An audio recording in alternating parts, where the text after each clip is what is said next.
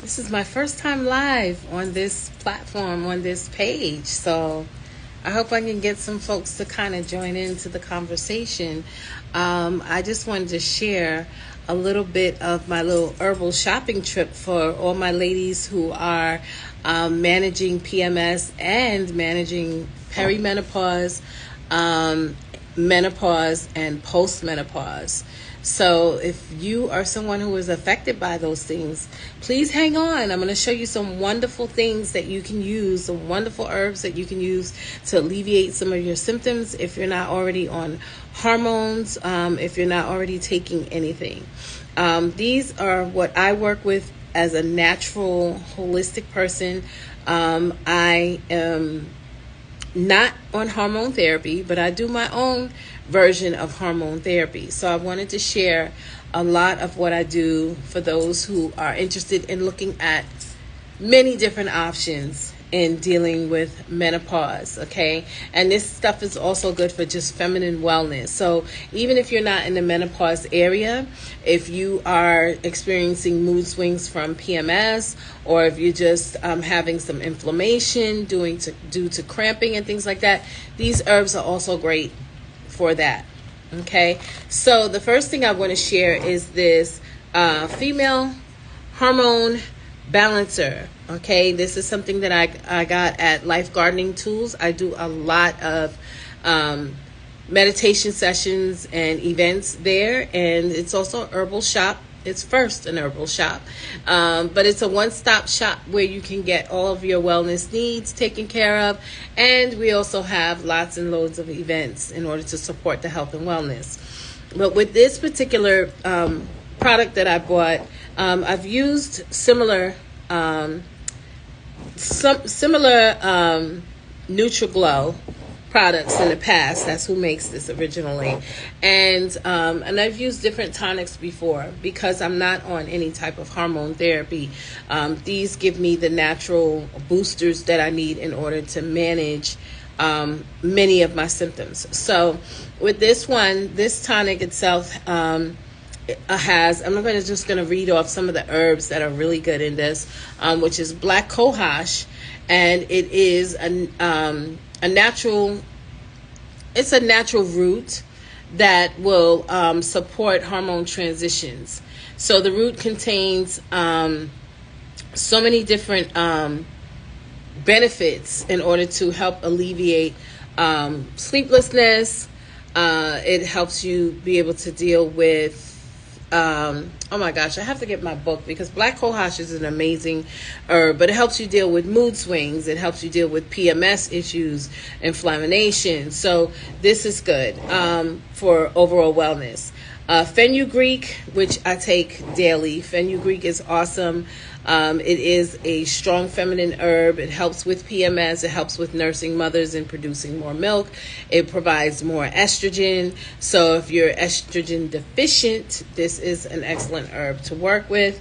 We also have red clover, chastity, or chastity berry. Vitex, which is good, maca, which is awesome. All of these are supporting the hormone imbalance, and it helps you just get those hormones back in place. And it doesn't taste too bad either. It tastes pretty decent. Another tonic that I got, and I don't use them all at the same time. So like maybe 2 weeks I might use this guy, and then I may switch up and use this one. So this one is also a female tonic. It has Damiana, red raspberry, Paul d'Arco, black cohosh again, Vitex berry, Don Quai, cinnamon, cayenne pepper, and chaparral.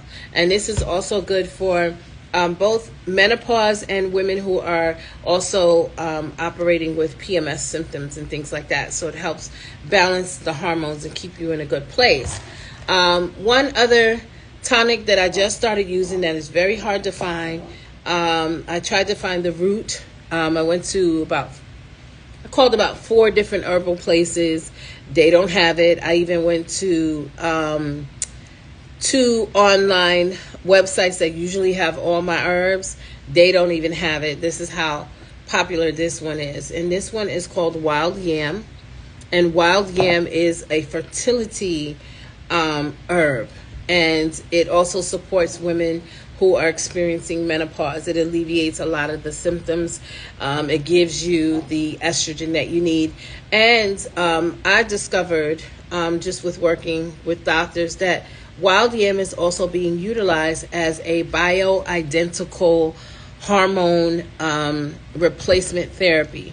Now, I know that I've heard of this before, because when I asked my doctor about testosterone pellets that I was looking into possibly getting, because my testosterone levels are low, and I asked her what was the main ingredient in these testosterone pellets, and she said wild yam. So I kind of did some more research. I didn't find that information on the internet, but I did find that there was information about estradiol and getting the estrogen hormone replacement, where wild yam is being utilized, or it's at least being talked about. And so I'm still doing more research. As you know, I'm also practicing and studying and getting a certification in as a menopause coach. So I'm doing my due diligence to try to find out as much information. Even as an herbalist, some of these herbs, it's a lot of information, and they do a lot of things to support more than one particular thing. I wouldn't be surprised if there's benefits here for men. Actually, there is digestion. It's very good for helping with digestion. So there's ways that we can use these herbs across the board, not just for menopause and not for PMS, but across the board. But for my ladies who are suffering with those things or having negative experiences with those changes in life, we want to find, if you're against pharmaceutical meds, we want to find natural resources to bring you comfort. And that's why I talk about these things here. So these can be found at any herbal place in your neighborhood, or you can find them online. I'd rather get them in person, because I don't know, if things have been tampered with, or, with the way things are with food and water these days. I just think it's to your benefit to have somewhere local that you trust, where you can get a lot of these herbs.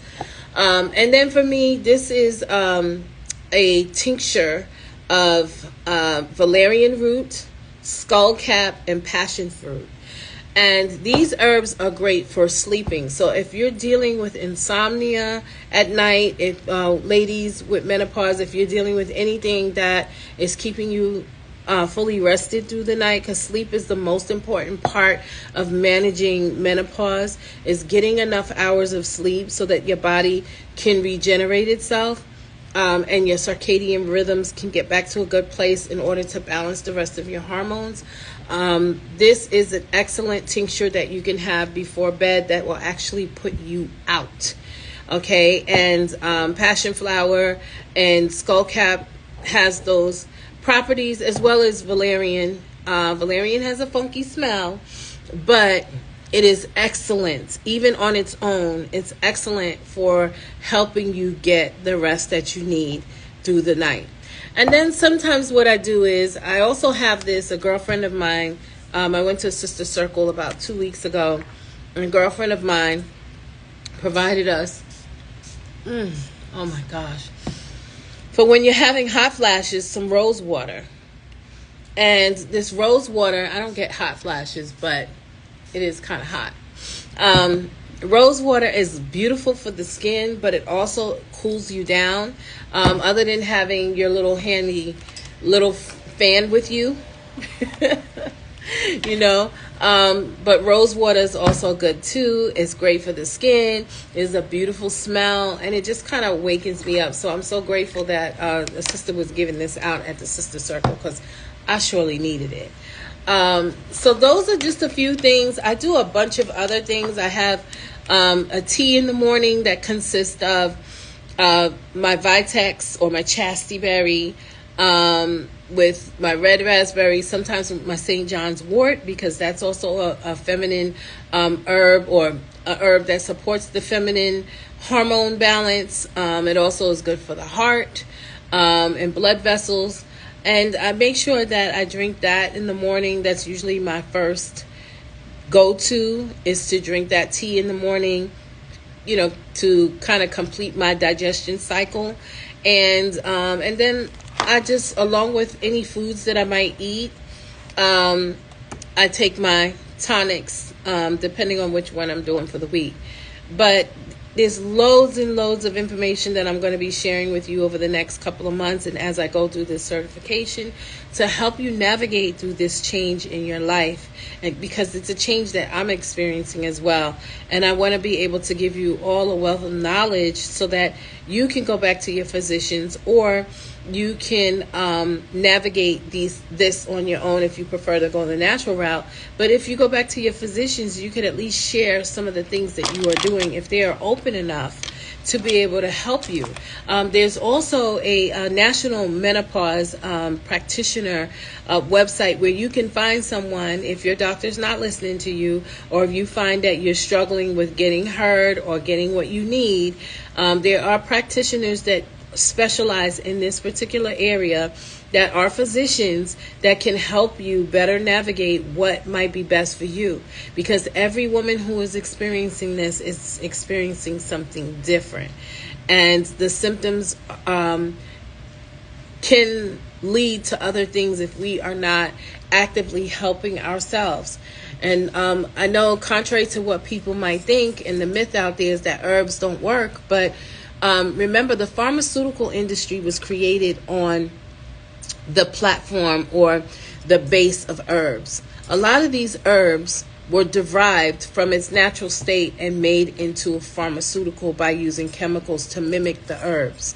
So herbs are the most natural, most purest form of you getting the medicine from the earth, treated by the sun, treated by the rain and the roots and things of the ground. These herbs are here in order to support our health and well-being. God has placed these herbs here for us. And what man has done is extracted what is from the natural plant and create sources that mimic what the plant does to give you a quicker, let's say, quicker return time on dealing with your symptoms. But if you are looking to become more natural in the way that you eat and the way that you deal with your body, your mental, your spiritual, eventually you're going to get to a point where you're going to want to remove yourself from pharmaceutical, and you want to be more connected to the natural. I believe that the more that your body is taking in natural sources, the more effective these herbs can be in working with your body. If you're eating a lot of processed items, a lot of sugar, a lot of wheat, a lot of dairy and things like that, that will minimize the effectiveness of using herbs. And that goes for anything. That goes for if you're dealing with cancer, if you're dealing with any type of heart disease. If you do not change your diet at its core, herbs cannot help support an unhealthy lifestyle. And I say this because I've experienced it, and so you may not feel the effectiveness and think that these plants of the earth are potent enough, and you feel more secure in utilizing pharmaceuticals in order to assist you. It's just, I think, important for you to do your due diligence to do what is best for your body. But I think if you're going to use herbs, I know that if you're going to use herbs and natural sources, that you need to be taking in natural sources of food, because it is the food, it is the air, it is the environment that is affecting our bodies. And if we continue to take in negative things and put positive things in the body, expecting it to do a better job than the negative stuff that we've been putting in for so many years, we're not going to get the results that we want. So I hope this is helpful. I'm going to try to come as often as I can to share some of these golden nuggets that I have, and even share some of the things that I'm learning as a menopause coach. in order to help you broaden your scope of the many different modalities that you can bring healing, comfort, and wellness to your body. So thank you for joining me, and I will talk to you guys soon. Peace.